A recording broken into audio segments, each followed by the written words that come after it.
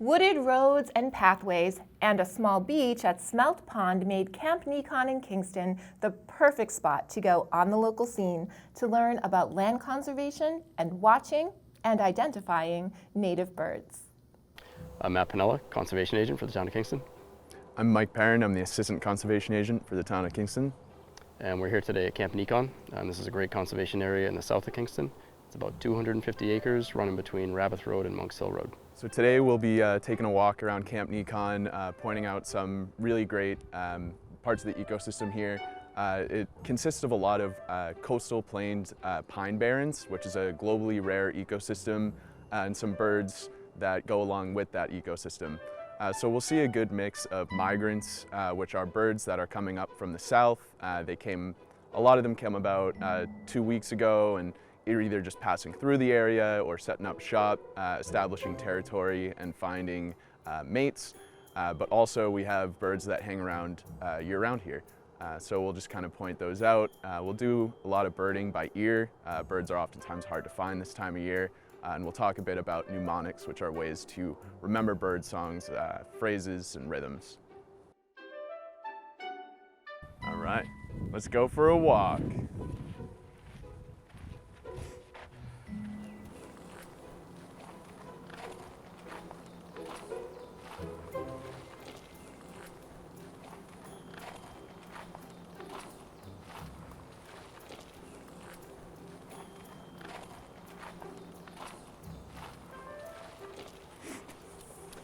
So here you see we have one of the old gates. Camp Nekon was purchased roughly 50 years ago from the Girl Scouts.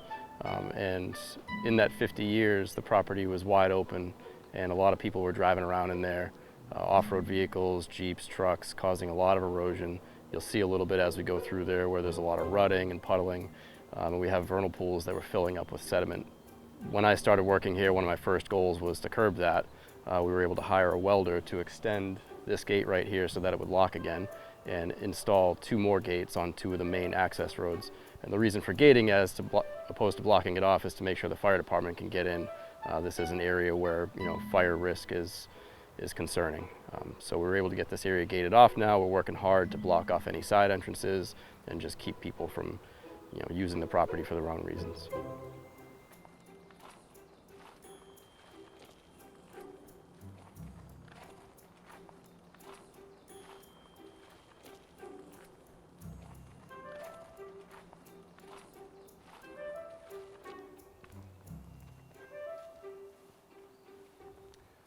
So here we have one of the sites that's been heavily impacted by off-road vehicle use.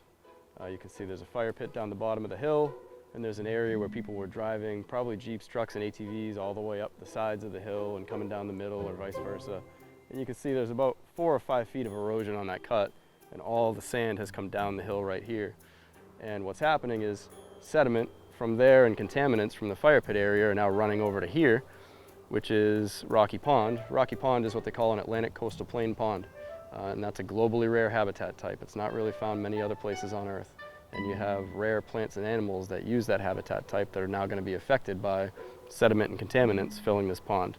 And we have several other vernal pools in here that are being filled up with sediment by off-road vehicle use from them going up and down the hills.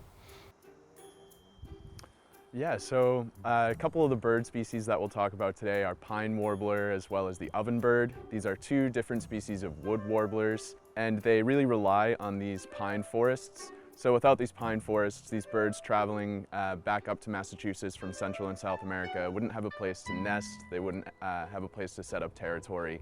So their numbers in Kingston would go down, and the birds are already having a tough enough time across the country. Matt and I are out here protecting these areas and making sure that they continue to have these opportunities in Kingston.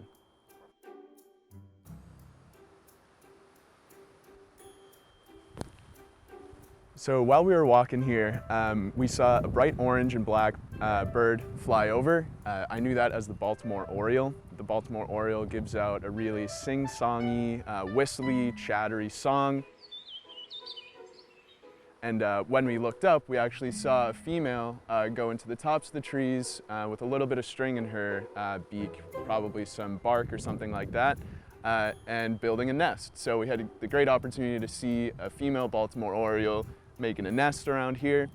The male was not far behind, Some other birds that we've been hearing while we're walking, chipping sparrows,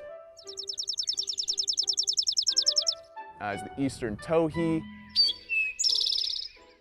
And yeah, the eastern towhee is a really great species for this part of Kingston. They're ground feeders, so they're oftentimes scraping around the understory of these coastal plain ecosystems. So that's an ovenbird.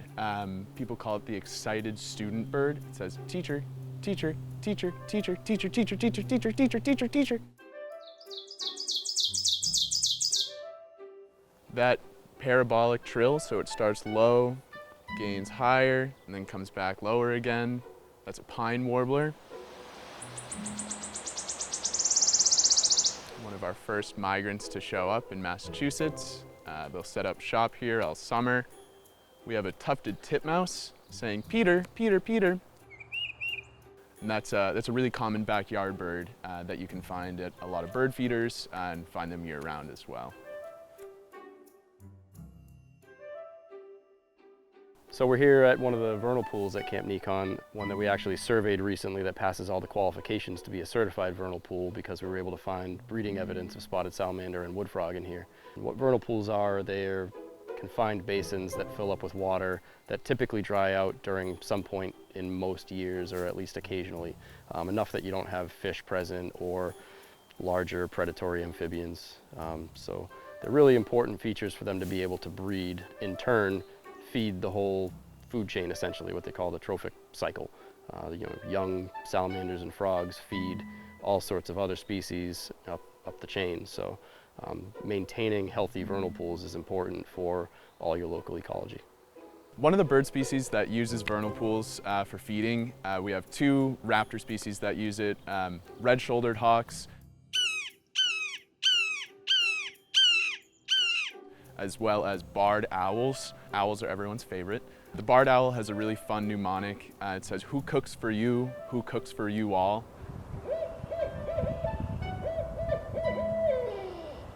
So those birds will hang around vernal pools and try to catch frogs and snakes as they're coming in and out of the pools.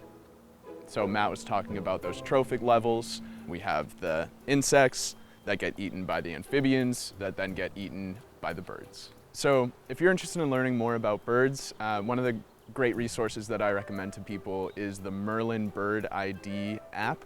You can download it on any smartphone. It is through the Cornell Lab of Ornithology, and they provide different bird packs for different regions of the United States and of the world. And you can find there photos of birds, audio of birds, and it actually has a feature where it'll help you walk through the identification process. So it'll ask you what is the date, where are you seeing or hearing this bird, what colors were it, how is it behaving, and it will actually create a list of birds that you might be seeing or hearing. So another way to learn more about birds in Kingston is by joining the birding programs that the conservation and recreation departments put on. If you want to learn more about birds directly through me, you can find my email on the Kingston Conservation website, and I'm more than happy to field any questions about birds, what's going on in the bird world in the area, audio clips, photos. Makes my day whenever anyone sends me one of those.